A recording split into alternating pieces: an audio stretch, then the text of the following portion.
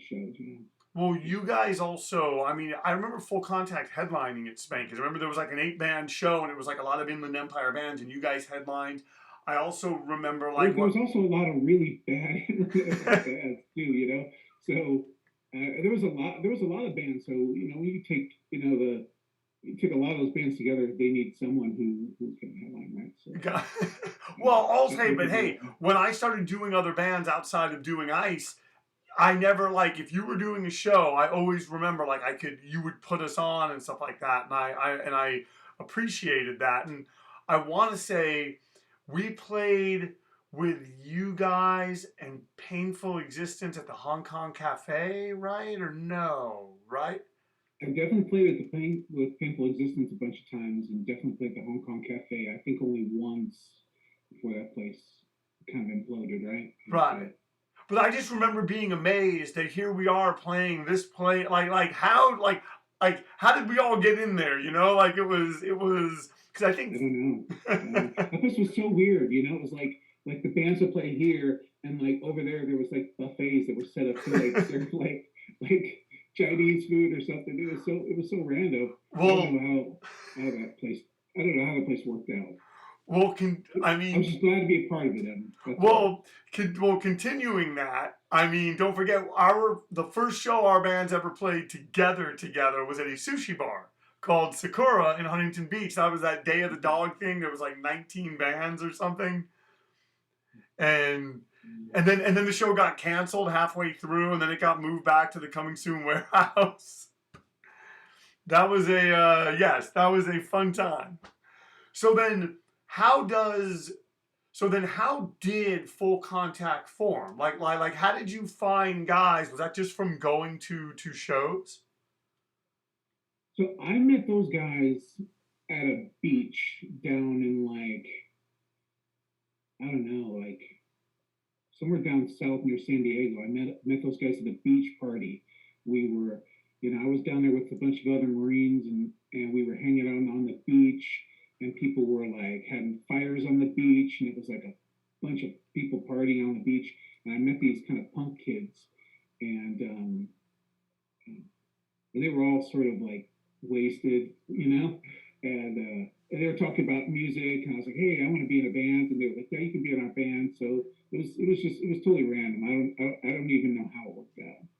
And then you guys played those shows. You guys put out those demos. Did Full Contact ever put out any record or anything? I don't recall that you guys did that. So we actually recorded an EP for Ezot's label. Okay, okay. Yeah. So um, it's it never came out, of course. So, and that was probably on us for just not having our crap together and not having like the layout and stuff together. But I remember going by, you know, Esat's house and working on the layout with him. You know, I still have the recording, so if anyone's interested in here, they can get in touch with me through you. And it's I mean it's obviously better recording than the demo stuff. You know. And so then you did that band, and then by the way, you have an awesome dog behind you. It just sort of peered it peeked its head out. What's the name of I it? have 5 dogs, so Oh, oh. there's usually a couple of them sitting around me. That's awesome. That's awesome. I just wanted to call out the dog. We always want more animals in this. Um, so then from there, I remember at one point you call it. So you're doing that band, Full Contact. You were gonna maybe call it Foul Play. You decided not to call it Foul Play. You kept the name Full Contact, and then Full Contact is done. How does excessive force happen?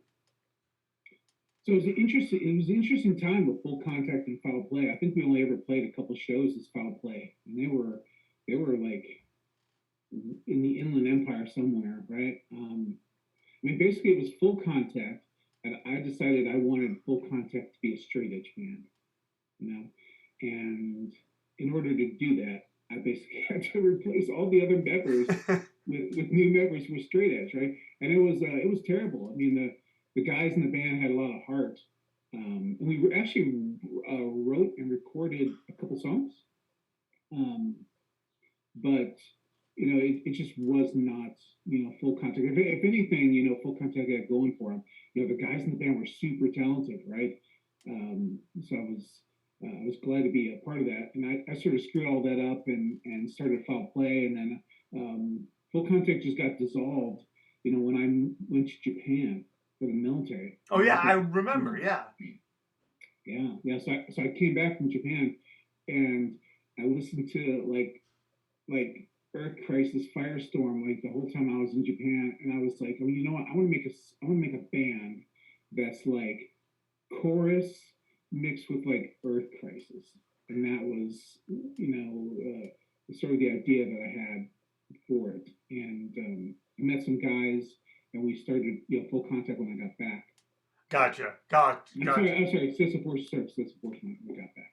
And so you guys recorded that 7-inch, and then you went on tour. You were about to go on tour. At one point, I was going to play bass. I didn't feel that I was good enough to be able to do it, so I ended up not doing it.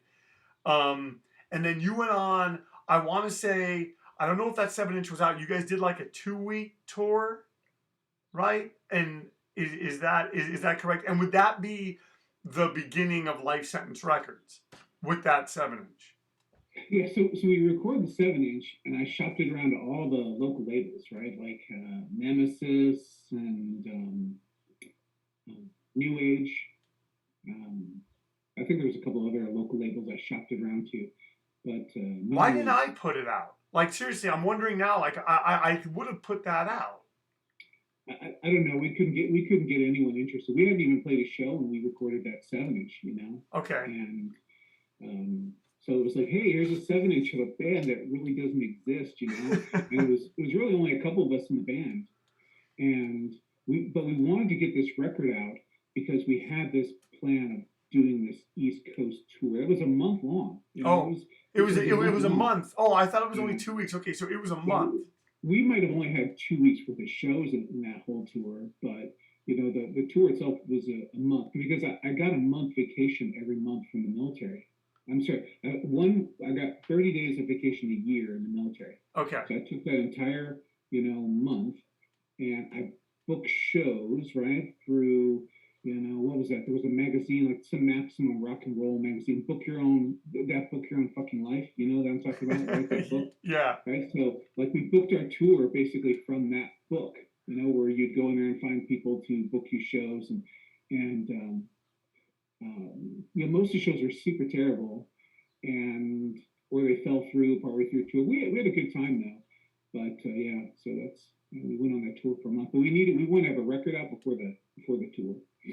I remember you came home from that tour and you told me something that to this day like filled me. Like you said, Evan, I saw Ringside Records in record stores all across the country. And I was like, man, like that's just because you knew how I was doing it. I mean, you've done a label. Like it was me in my home, like out of a bedroom, just bringing stuff to Revelation. And I always remembered that. But then it seems to me like you then from there started putting out more bands on. So Life Sentence Records was a thing at that time, right? Or no? It was. Yeah, it was. And then you started putting out more bands, right? Like after that. And that's usually what happens right when you start record labels. Mm-hmm. You can't just put out your own crummy bands all the time. You have to put out other bands. How were you finding bands? Like, was it just going to shows? Was it just, was it like how was that? Were people starting to send you demos? Were you, how did that come about? Well, the second band that I put out, I almost said we, but it was really just me, right? In my little room at the Marine base, right, doing Life Sentence Records. I put out Dead Weight, right? The Dead Weight. Oh band, yeah. Right. Dead Weight was another band that sort of played in the same circles. Cool guys. Good music. So I put that record out as sort of like my first actual release. Where I actually went and got the covers professionally printed and the whole bit. And then from there, which leads you then to doing at some point in this the 18 Visions of the Apocalypse. It was a 12-inch or a 7-inch, or what was that release? It was a CD. It was like an EP. I think there was 6 songs on it or something. Gotcha.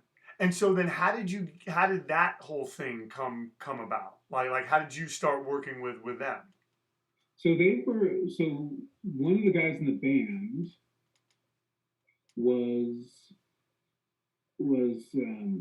kind of this guy we used to pal around with right around the military base. We used to go and hang out at his house and just mess around, like prank call people or go out to the movies and things like that. Just a civilian, this kid. And I remember he gave me this demo of what turned out to be 18 Visions, and I thought it was good, and it just ended up, being something I put out. Gotcha. Because it seemed like from there, the label got a lot bigger. Like at what point from California do you end up living in Salt Lake City?